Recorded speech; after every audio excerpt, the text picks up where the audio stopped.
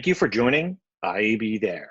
Thank you for joining IAB There. Hi, everybody. I'm Brad Behrens, editor-in-chief here at the Interactive Advertising Bureau. IAB There is our regular streaming show where we connect the digital advertising ecosystem. Thank you so much for joining us. Today's show is the third in an intermittent series about the intersection of brands and values.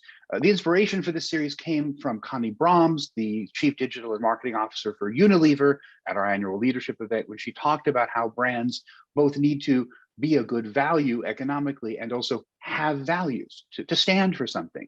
Subsequently, I interviewed Richard Kestenbaum of Triangle Capital, that was back in April, about the value of brand values. Just last week, I interviewed Sarah Frank of Now This and Jamie Miller of Cheerios about how publishers and brands can work on purpose together.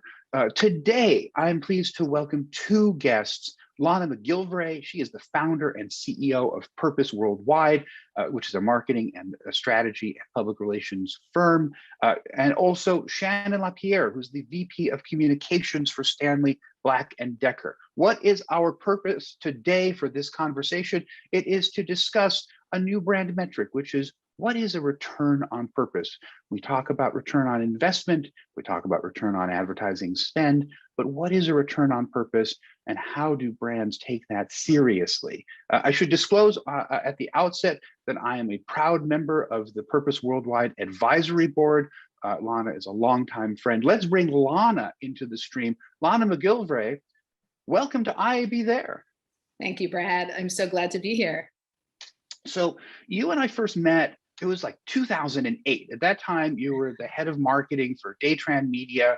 And then we knew each other and worked together during about a decade at Blast PR. But about 2 years ago, a little less, you founded Purpose Worldwide. So why is purpose the organizing idea for your company? What, in other words, is the purpose of purpose? Thanks, Brad. It's really something that's been an evolution in my career. So I know that we did meet back at Daytran Media, but I think had about a 23-year career in advertising and media, public relations, working with some of the technology companies. And that's actually my original affiliation with IAB. But I found myself spending more and more of my time doing purpose-driven initiatives inside and outside of work. So even within the industry that we've been in for so long, I was working on things like women advancing at IAB. I was involved in some of the diversity, equity, and inclusion initiatives well before it became kind of something that was trending. And so about 2 years ago, as you know, I came together with two peers that are my co-founders. They happen to be women. And we decided that we were going to invest our time into providing integrated services to help connect organizations' purpose to their growth. And so really to help them crystallize what their purpose is and then help drive the growth. And the reason we do that is our purpose is really, we think that purpose-driven companies do have higher value. We have a lot of metrics to support that. And we want them to be the organizations that are driving the future for everyone. So, you and I and the team, we've been talking about this sort of idea of a new metric, return on purpose, for a while. So just what does it mean? How do you think about ROP as the new ROI? I think about it in many ways, and people like Shannon, who everybody will hear from soon, are really inspiring some of those thoughts. But for me, I've looked at some of the primary research. There's been some great research actually put together by Accenture and quite a few other firms where we can actually see how the various brands are actually measuring their return on purpose. Some of the ways that they're measuring return on purpose are really hard. They're really easy to associate with fiscal measures of it, how they're doing on the stock market.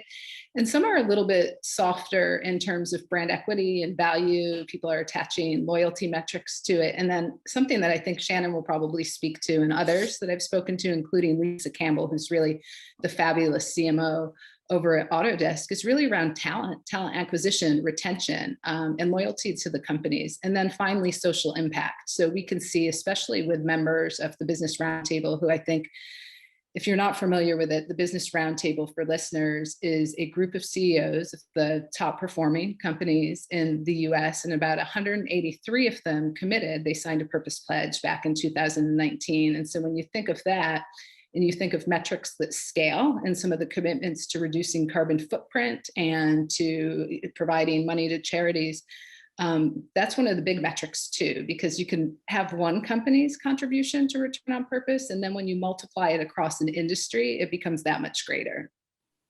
So we have, just to go kind of adjacent for a moment, we've got really solid research that says that companies that have, very diverse employee bases, very diverse C-suites, tend to over-index positively on things like innovation and profitability.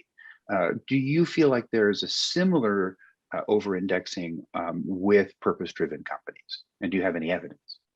Well, I have clear feedback and data, especially from people that are investing in companies that are purpose-driven. And then I have data from individual companies. I will say that I don't think that we have an index where we could see if you're investing this much in purpose, you can expect this much return. I don't think we have it down to a science.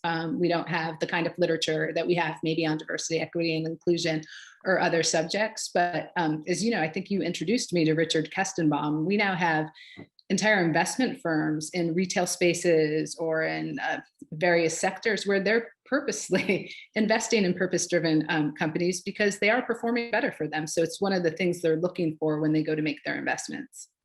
So we're going to bring Shannon Lapierre into the stream shortly and talk about Stanley Black & Decker as a purpose-driven company.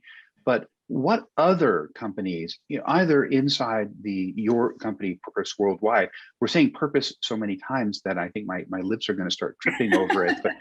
But with what companies, you mentioned Autodesk, and we're going to talk about Stanley Black & Decker. What other companies either, and please let us know if inside the Purpose Worldwide portfolio or out, but who's doing it right? Who's really hitting this particular mark? Yeah. Oh, well, right or wrong, I think is a measure. Some people can have an opinion on that, and everybody's entitled to that. But really, companies of all sizes, which is really so exciting for me, and not just we have B Corps now and NGOs, we have businesses. Everybody's getting on the purpose bandwagon, and so within the portfolio, we have a small telco that just happens to be the best scoring mobile service provider, Reach Mobile, on every single measure by Trustpilot. But they're also providing 10% of their data profits back to women and children that do not have access to communication because they think it's a human right. So that's an example of a small emerging company with purpose. Larger ones that we all know, Patagonia, Tom's, Stanley Black & Decker, IKEA, they have fantastic case studies. And if you'd like to look at purpose statements that tie to metrics that they can stand behind, they're really great examples. And then I bumped into Shannon because I was researching Autodesk and Stanley Black & Decker, and we had a common, one of my clients was working with Shannon. She's not a client. And I thought some of the OGs were really like Patagonia and Tom's, and as Shannon will probably share, they go back to like 1843 or something. I'm not exactly sure of the origin year, but they've been a purpose-driven company for a very long time now. So let's go the other side, which is, as we've seen in this series, as we've just seen in the last few minutes, more and more companies are committing to purpose, but there are ways to screw this up. What are they? What are the pitfalls to avoid? And then we'll rope Shannon into the conversation. I just spoke with Rashad Bakwala and Lisa Campbell about this just a little while ago. And I think one of the things is I listen that purpose-driven brands or those attempting to really fulfill their purpose is it needs to be authentic. And so when you move away from anything that's authentic to you and you try to, you'll get accused of purpose washing in a second. And it's not only externally, you're not only going to end up on the boycott list and, in poor media stories or things like that, but it's also a bummer for the staff and the morale because you're never going to be able to live up to a purpose that they can embrace. And so one of the other measures that we're seeing come out of talent is innovation. And I would say that one of the best times, even though it was one of the worst times for all of us, was the pandemic. We saw a lot of companies be able to take their purpose and turn it into giving or projects in which their employees got together and gave back to their local communities. So I think it just goes far beyond profit when you look at that multi-stakeholder model. Well, and I think that, one of the questions in business is always sort of having not only a North Star, but also a rudder to steer with. And it sounds like Purpose is affording organizations both of those things. But let's bring Shannon Lapierre into the stream and dig in on Stanley Black & Decker and how what she's doing there, reflects and amplifies what we're talking about right now. Shannon Lapierre, welcome to Hello. IAB There. Hi, thanks for having me. This is great. Very excited to be here.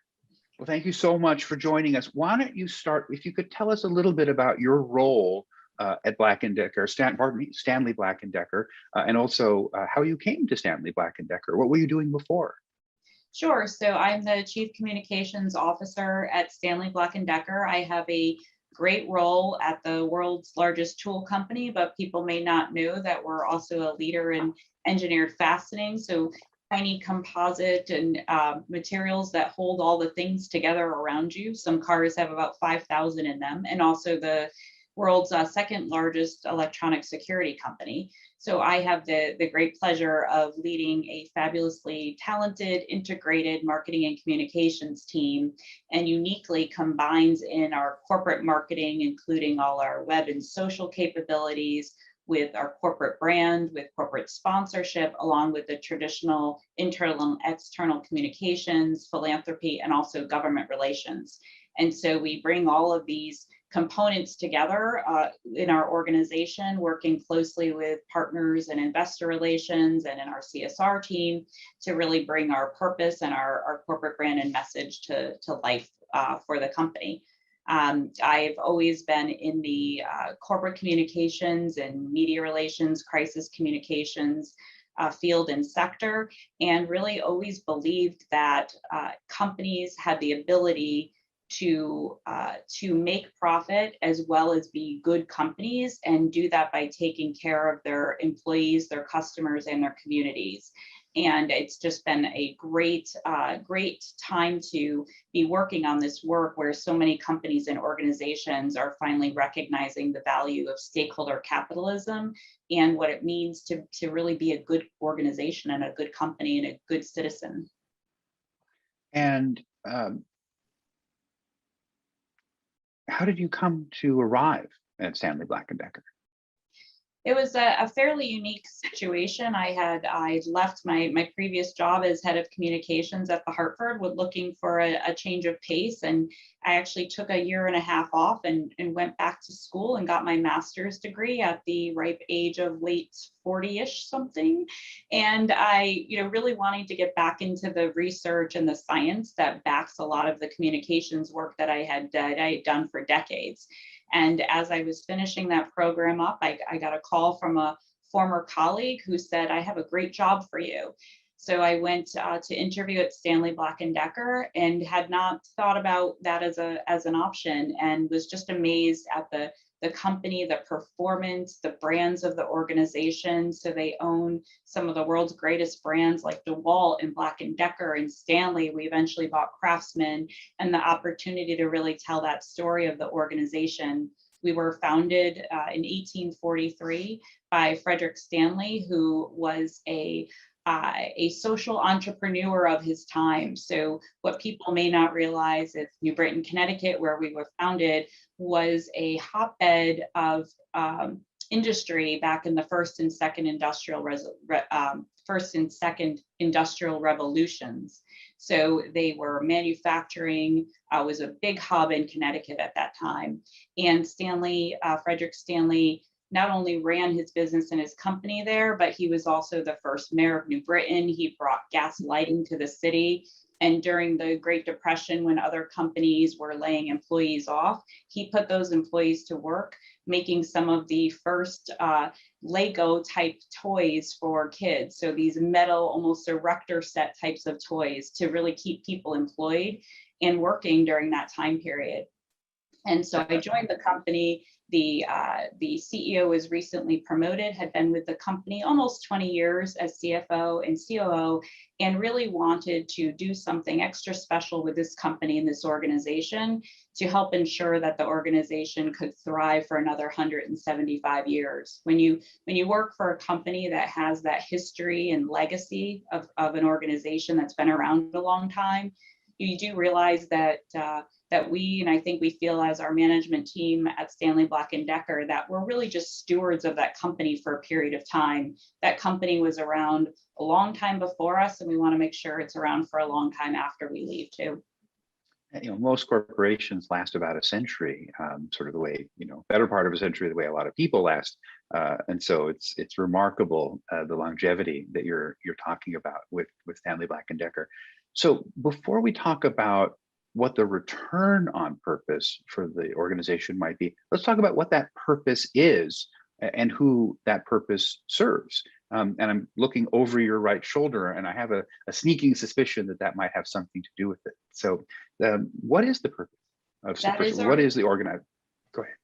That is our purpose for those who make the world. So we did extensive research. Was my first project when I started at the company was to work on our purpose. So our CEO had been working on his strategic plan for the corporation, and it was really around continuing our commitment to strong financial performance, wanting to be known as one of the world's leading innovators, recognizing that innovation is so important for performance and growth, but also elevating our commitment to social responsibility as a key tenet of the organization going forward. And as we just talked about, that really goes back to the roots of who we were as a company. So we did a lot of research around understanding from our employees all around the organization, from outside experts and luminaries in fields like philosophy and anthropology around this idea of making and creating, right? When you think about Stanley Black & Decker, manufacturers, we are making and creating products that other people use to make and create the world around us. And so this work was really, really very thoughtful and meaningful for a lot of our employees, and it reflected their voice and what they were so proud of. When you're making a tool off a product line, right, that your friends and your neighbors are going to be using out in the world to build that world, it's really meaningful. And there was a wonderful quote that we used, I believe it was Winston Churchill in the process of coming up with this purpose, which is really that, you know, we make our buildings, therefore they make us, right? And really the idea being that you're a product of the environment in which you live, and the passion that people have around making and creating. And so we really wanted to be able to bring that to life for our employees and then also our customers. So when we talk about for those are for our customers, which are the people out there day after day. And never before the pandemic did I think we all fully appreciate the role of the essential worker in our communities and in our society, the people who are going out and doing the hard work every day to build, protect, and create the world around us that we live in every day. Well, we're going to get back to the pandemic in a little while. And what you just said reminds me of this remarkable book called The Craftsman by Richard Sennett, who's a philosopher who talks about a kind of dialogue between the hand and the tool, between the person using the tool and the tool itself. And that resonated with me a great deal. I want to ask the next, go ahead. I read that book during the process of creating our purpose, actually. Oh, wow. It's great. All right. I have his next one together on my bookshelf right behind the camera right now. I'm a big reader. I want to ask this question first of Shannon, but then Lana, I want you to weigh in on this from your sort of your wider perspective, which is one of the things we've been talking about in this series is that brands having avowed, publicly stated purpose is not without risk.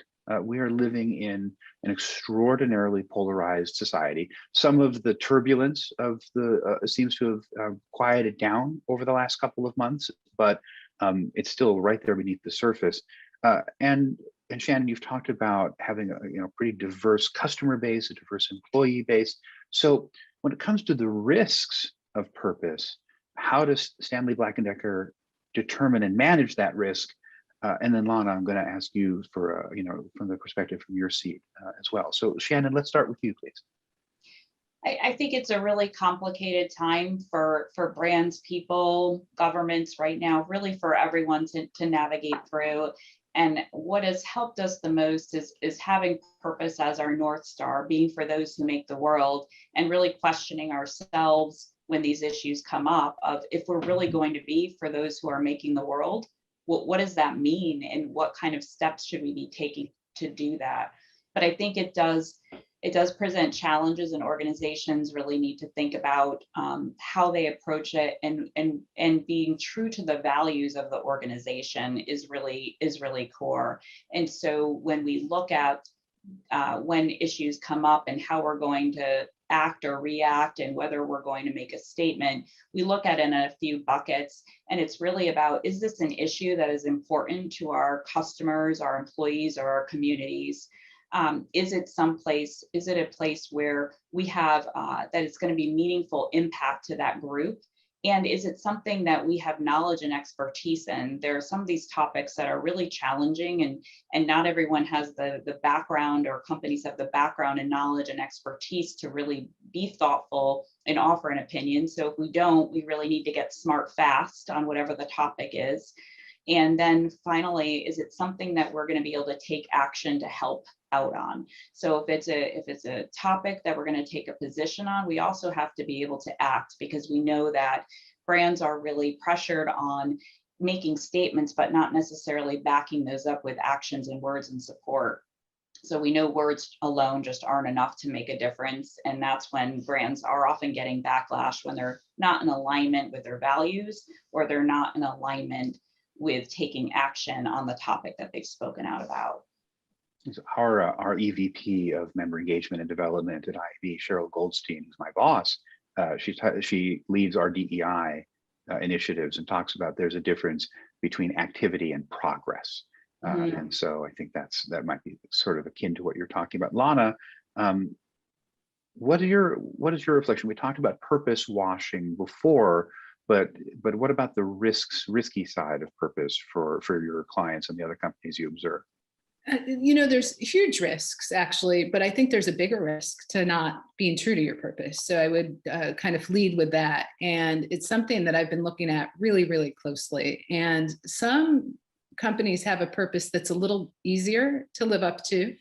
I think having that very narrow kind of focus on purpose can be really helpful. So for instance, if you're like a brand like Patagonia, I think their purpose is something like build the best product and cause no unnecessary harm. As Richard Kestenbaum, who you had on the show, has pointed out, they've made some business decisions. They've made decisions not actually to have their products out with certain companies that are not great for the environment.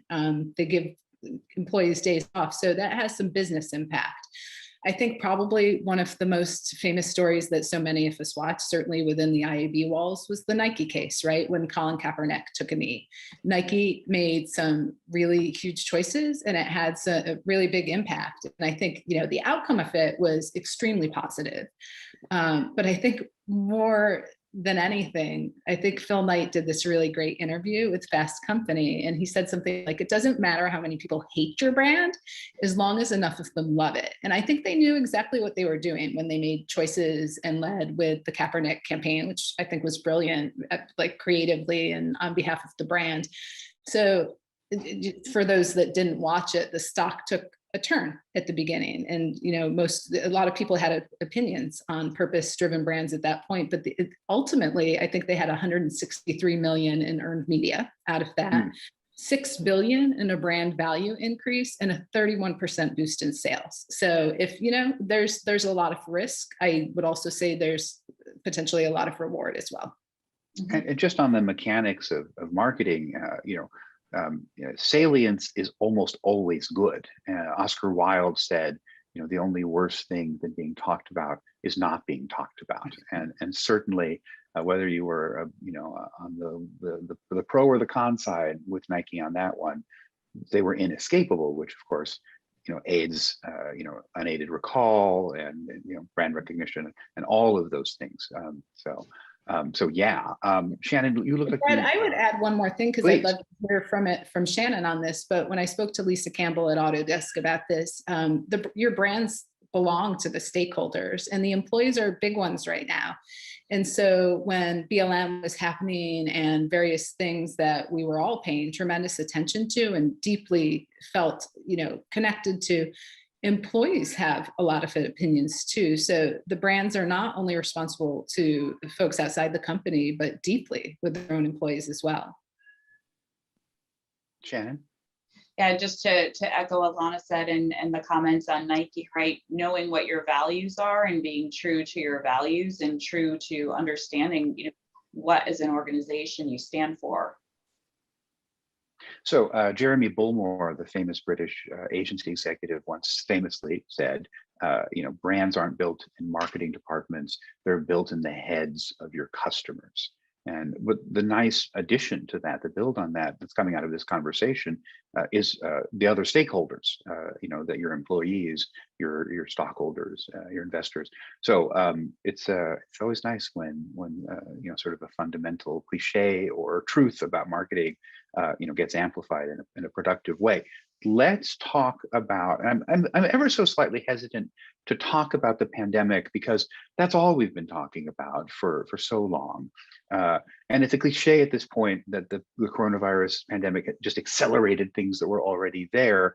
But when it comes to purpose, I think that the greatest public health crisis in over a century acted as a crucible for so many companies. And so, Shannon, to you first, and then Lana, for any reflections that you might have from your side, how did Stanley Black & Decker, you started to talk about this earlier, but how did Stanley Black & Decker pivot into the coronavirus crisis? And again, on the return on purpose side of things, what did you learn? The pandemic was clearly a test of leadership teams around the globe, and it was an opportunity, ended up being an opportunity for us to really understand and appreciate how important having our purpose was for us and having that grounding. So having done that work leading up to the pandemic, we had a good framework and a good baseline and a good North Star for operating during the pandemic, which was such an incredibly volatile time and continues to be, right, for companies and organizations and people around the globe. And we have employees, we have over 53,000 employees across 60 countries. And so, while things are improving here in the U.S., we do have employees in places like India and Brazil that are in very, just high devastating periods right now. And so our hearts continue to go out. We're still working on it, on everything in the pandemic. So it's not left us yet.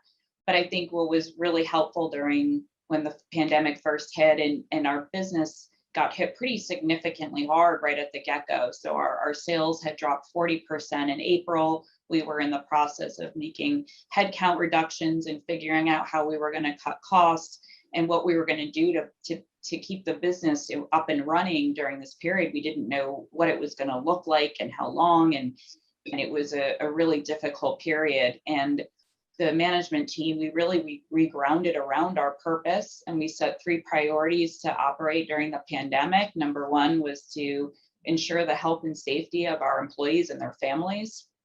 Second, to do everything we could to help our customers stay afloat. So we had to figure out how to keep our business running so we could keep making products for our customers so they could be taken care of.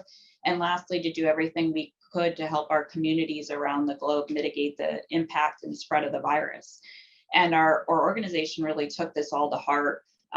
We sent all our office workers home that could work home virtually, went home. We worked on our safety protocols in our manufacturing plants around the globe. We have over 100 manufacturing plants all around the globe. We had some great lessons learned from some of our plants in China that got hit early on by the pandemic, that we rolled those protocols out across all our plants across Europe and Asia and South America. We have over 35 plants in the US. Mask wearing, social distancing, plexiglass barriers, temperature checking. A lot of that before it was really mandated or people thought about doing that. So we were ahead of the game on that. so that we could keep our plants up and running, because we couldn't keep our employees safe, we couldn't keep our plants up and running, then our employees couldn't keep working and we'd have to lay them off, right? So we wanted to be able to keep our employees working. That was really important, but keep them safe in doing that. And we were pretty successful at that. Our case rates are generally below the regions and where we're at, and we've been doing a great job best as we can to keep all our employees safe. And then that we were able to keep manufacturing products, to keep products in the stores. So remembering that our products are used by essential workers around the globe to build and construct, and products were used to create temporary hospitals and hospital beds, and our security systems were used in that process. And so all of those tools and materials that we make were really important during that period. And then in our communities, we worked really closely with governments and organizations around the globe, particularly in areas where we had manufacturing plants and our workers were there. So in that period, we made a decision to triple we tripled our donations, our philanthropic donations last year, to be able to provide resources, cash donations to food banks, hospitals, donated masks to help the communities where our employees live and work and our customers live and work, to keep thriving during that period, even to the point in places in Mexico where we had plants providing our safety timeout information that we use in our manufacturing plants to the local government, so they could use that and share that with other governments. So really doing everything we could to help keep the communities thriving during that period.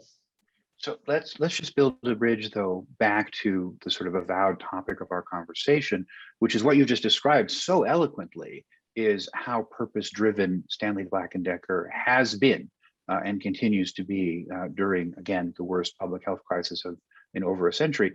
What's the return on purpose? How do you evaluate that? What's the metric? Is it that you have happy employees who feel safe? Is there a stock benefit? Is there what does Stanley Black & Decker get out of this? What is the return on purpose, having just demonstrated so beautifully that you have a purpose that you're executing on? So I don't think we knew exactly what was going to happen when we went down this path and set these priorities. And we did it mostly because we believed it was the right thing to do at the time. But we were fortunate. We were one of the companies that did benefit from some of the trends that occurred during the pandemic, which was people returning to their homes and doing home projects and construction.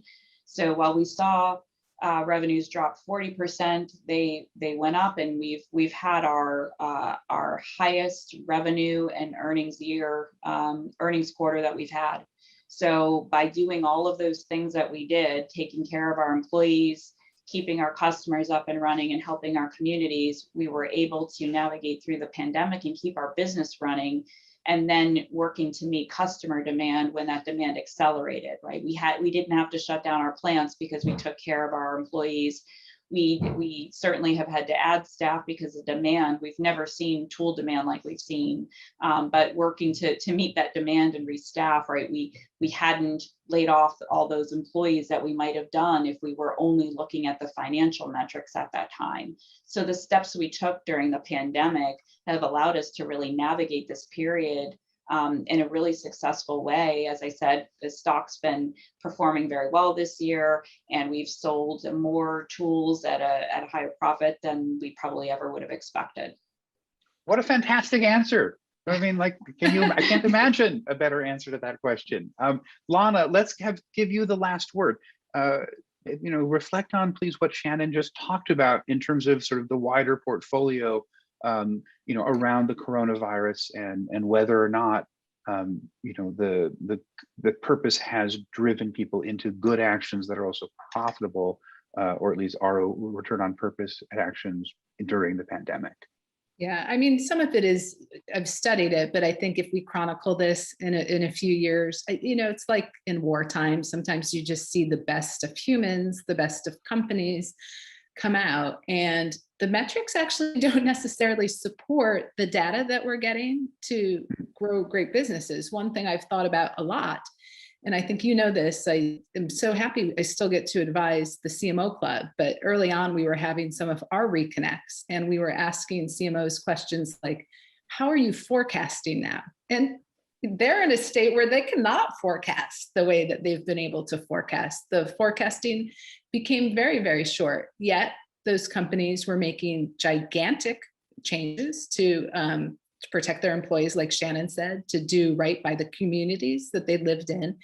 And just intuitively, I mean, it was so wonderful that Shannon said that the tool sales went up, but I can't believe anybody, because so many of us at the beginning thought this was going to last. Italy was telling us it was going to last a month, 2 months, 3 months, a year and a half, and then what we're seeing in India, who could have ever imagined? And we saw people come out right out of the gate. I remember Paul DRC over at Indeed.